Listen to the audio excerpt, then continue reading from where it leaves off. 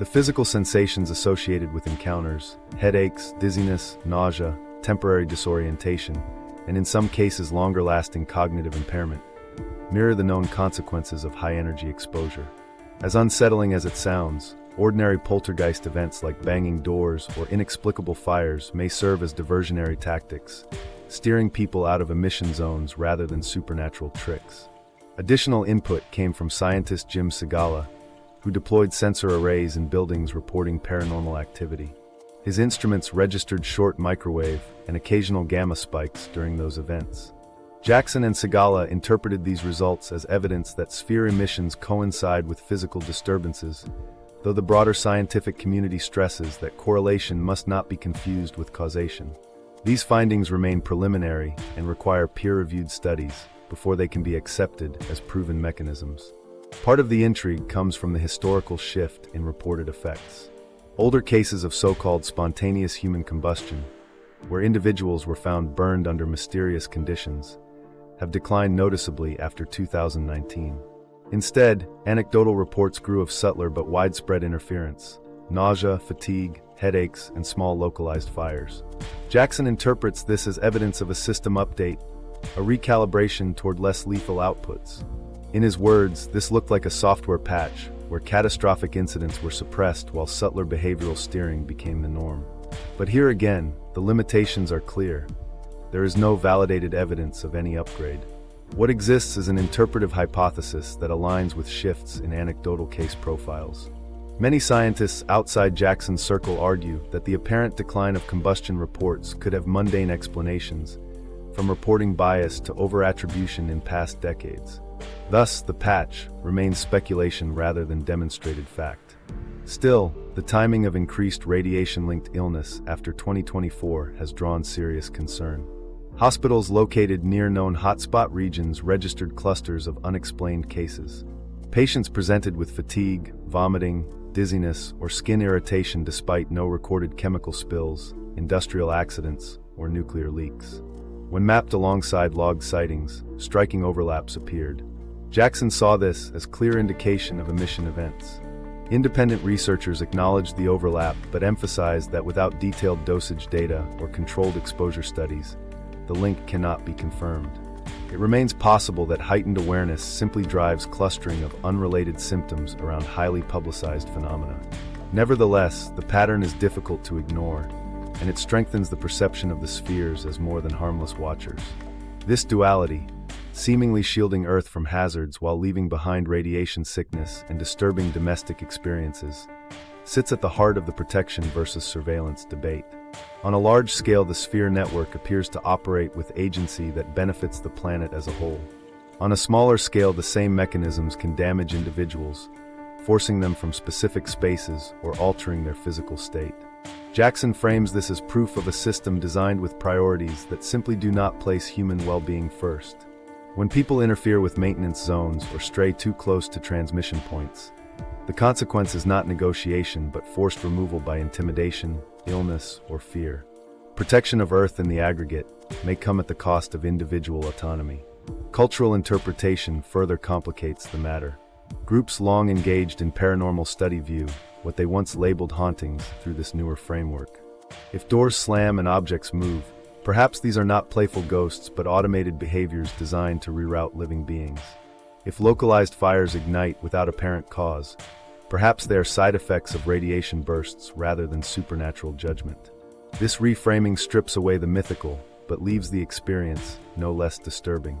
A mechanical force indifferent to human presence can still inspire fear, and can still manipulate actions. Health data makes the debate more tangible because it introduces measurable readings. Multiple independent teams noted gamma or microwave fluctuations in precisely the buildings where poltergeist stories were strongest. Some documented bursts coinciding with witness accounts of knocking or moving objects. The overlap is sufficient to suggest a correlation, but it does not establish direct causality. Researchers beyond Jackson and Sigala urge caution in interpreting the data.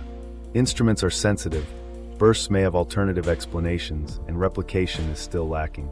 Still, the fact that measurements exist at all elevates the conversation from pure anecdote to contested science.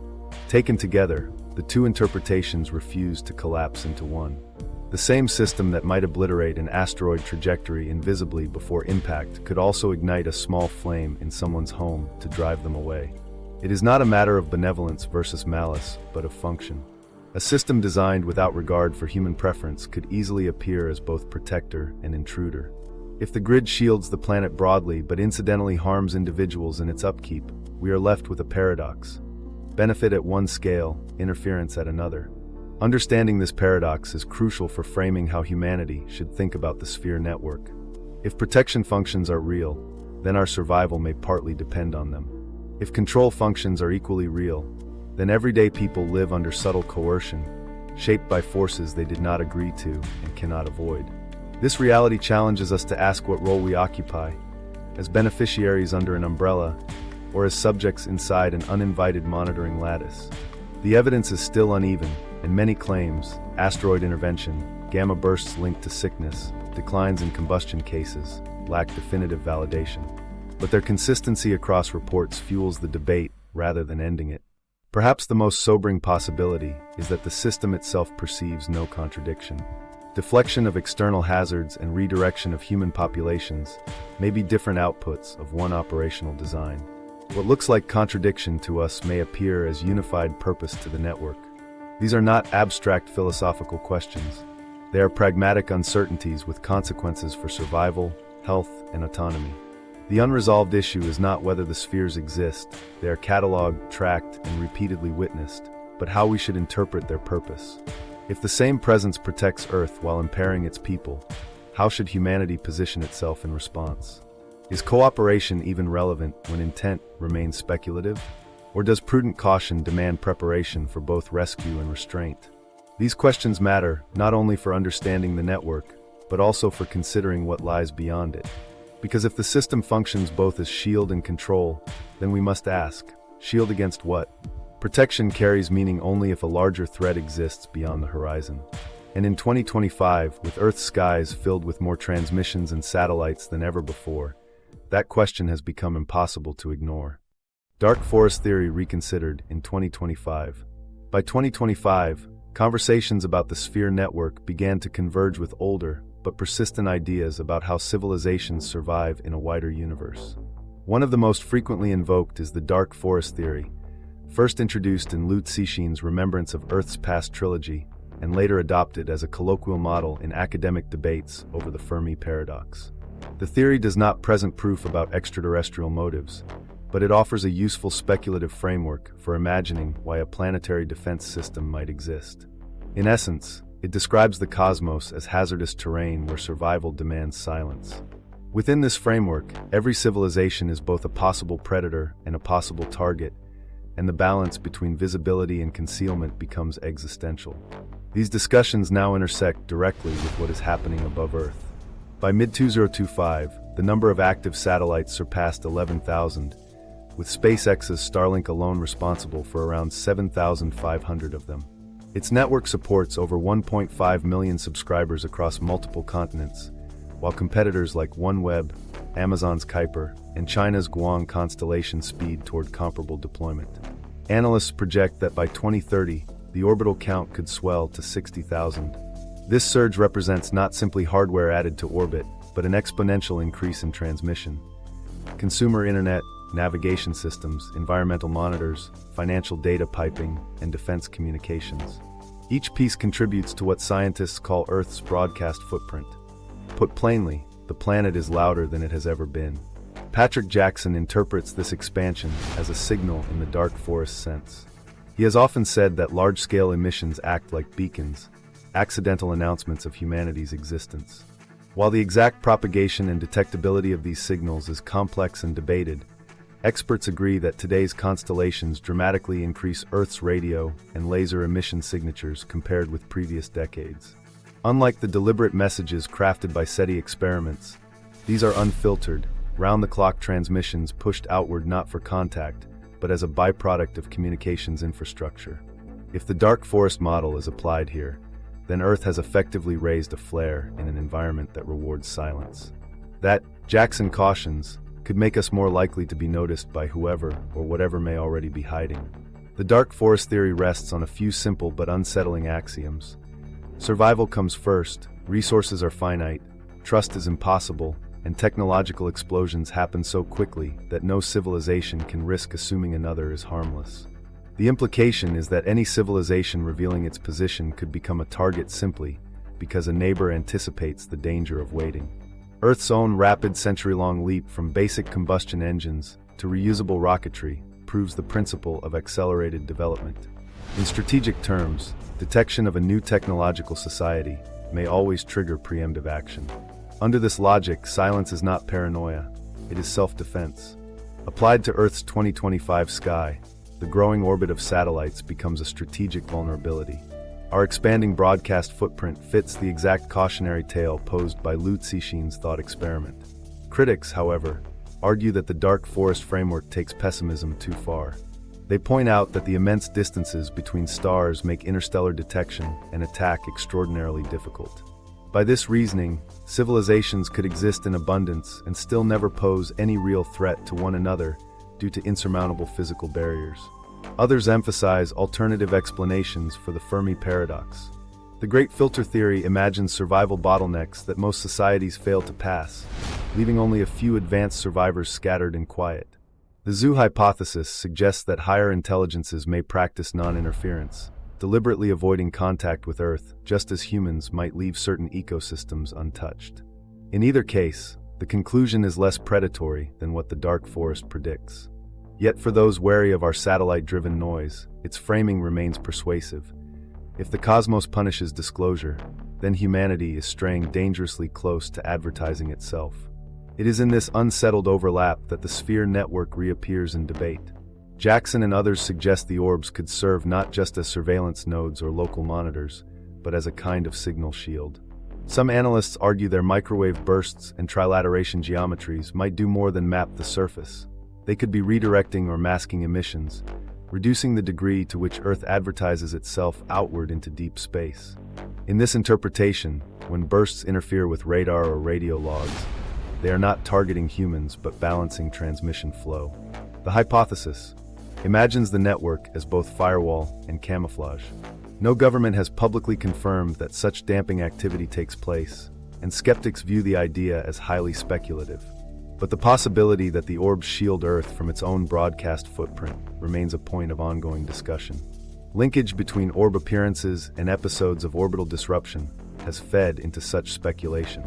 Several clusters of sightings coincided with satellite collisions or near-miss encounters reported in 2024 and 2025. In some cases, observers described luminous Type 1 patterns forming directly above crowded satellite bands, just as debris hazards were multiplying. Independent radar studies showed unusual emission profiles during those same windows, though interpretation diverges. Jackson believes these signals reveal active intervention, with orbs absorbing or dispersing uncontrolled pulses that might otherwise push deep into interstellar medium. Others counter that such readings can be explained by the chaotic signatures of collisions themselves.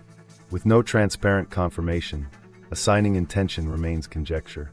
Still, for those who fit the pieces into the dark forest framework, the idea gains traction. Earth's noise problem is being managed from above, without our governments openly admitting it. Later in 2025, the Interstellar Research Group prepared its 9th symposium with the theme Distant Worlds, Neighboring Opportunities. Among the slated discussions is the practical application of the dark forest scenario to interstellar exploration strategies. Academics will present game theory models weighing costs of silence versus disclosure, exploring what stands to be gained or lost when stepping onto the interstellar stage. The debate is abstract, but its timing highlights a strange parallel. While conferences ask whether we should stay quiet, recurring reports describe aerial systems that may already be enforcing quietness, dimming our uncontrolled signals. The possibility that the decision is not in human hands, but in the mechanisms of an unknown network frames the symposium's theme in an unexpectedly direct way. Humanity may debate, but equipment overhead may have already chosen the strategy. The contrast between our expansionist momentum and our silence in the galactic register is striking. From Earth's surface, we see only growth. Private launches accelerating, orbital slots filling, satellites humming with data, an investment pushing the space economy toward $1 trillion within the decade. Yet when viewed through the dark forest lens, we appear as a species unaware of the risks of shouting in an invisible wilderness. Jackson's hypothesis that the sphere network functions as a protective mask is not accepted by mainstream institutions, but many acknowledge the consistency with which sightings align with sensitive orbital corridors. If the orbs are real, and if they serve to manage our emissions, they may represent a compromise between expansion and concealment, allowing our communications to thrive domestically while echoing less forcefully into the void. Where does this leave the debate? In 2025, Earth is both louder and quieter. Louder in the sense that no prior century has produced such heavy volumes of unintentional spaceward broadcast. Quieter in the sense that if the sphere network interferes as suggested by certain analyses, our true signal strength may be damped before it escapes the solar system. On the ground, humanity pushes forward, indifferent to cosmic silence. Above, the possibility exists that some yet unknown system takes on the responsibility of living under dark forest rules, so we do not have to. Whether this arrangement safeguards us or restrains us is impossible to determine. If anything, the effect has been to steer attention toward identifying linkages between known patterns.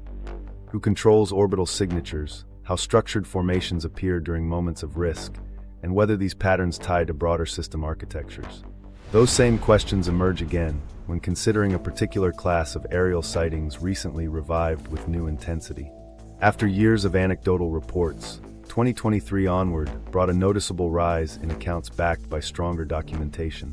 Whatever these craft are, witnesses describe their shapes, lights, and movements with increasing clarity. And in 2025, the analysis of these triangular formations has taken on new weight, suggested by some to connect directly with the structured geometries already associated with the sphere network. Triangular craft encounters re-examined. Multiple pilots and credible witnesses, including former Navy aviators, commercial aircrew, and ordinary residents, have reported encounters with triangular aerial objects. These accounts, collected between 2023 and 2025, are better documented than past decades and are supported by video from multiple perspectives, drone sensors, and thermal imaging rather than a single shaky recording. The improvement in documentation has not resolved the debate, but it has made it harder for analysts to dismiss triangular craft as mere misidentifications. Instead, the triangular category has now become a consistent thread in the broader conversation about anomalies linked to the sphere network. One of the most widely discussed of these incidents occurred in Phoenix, Arizona. Residents across several neighborhoods reported a huge, silent triangular craft floating low and moving with deliberate precision. Dozens of witnesses across the city captured footage using phones, security cameras, and dash cams. When compiled, those clips showed a stable triangular outline with 3 distinct points of light that maintained formation for several minutes before slowly fading. For investigators, what made this event notable was less about what it proved than the level of documentation it generated. Having multiple synchronized recordings provided a rare amount of visual context, enough to encourage deeper analysis. Still, experts continue to debate interpretation. Some argue that the Phoenix craft revealed structural geometry consistent with a large constructed object, while others propose unknown atmospheric reflections. Either way, the scale and consistency of that documentation elevated the case into a reference point for current discussion. Reports from professional pilots added another layer of weight. Former Navy fighter pilot Ryan Graves, who has taken an active role in advocating for UAP reporting, relayed testimonies from commercial crews, including a Boeing 737 encounter with a massive black triangular form at around 15,000 feet. According to the account, the craft was larger than the jet itself, flying within only 500 feet. It carried distinct blue lights at its 3 corners and a central violet light, yet no radar system flagged its presence. The aircrew stressed the silence and stability of the object, describing it as nothing like conventional aviation. These details, coming from individuals trained to distinguish atmospheric illusions from real craft, deepen the growing sense that triangular reports belong in serious analysis rather than rumor. Civilian stories have added physical accounts that are striking, but also require caution. Several witnesses standing outdoors described losing all voluntary control when a triangular craft passed overhead.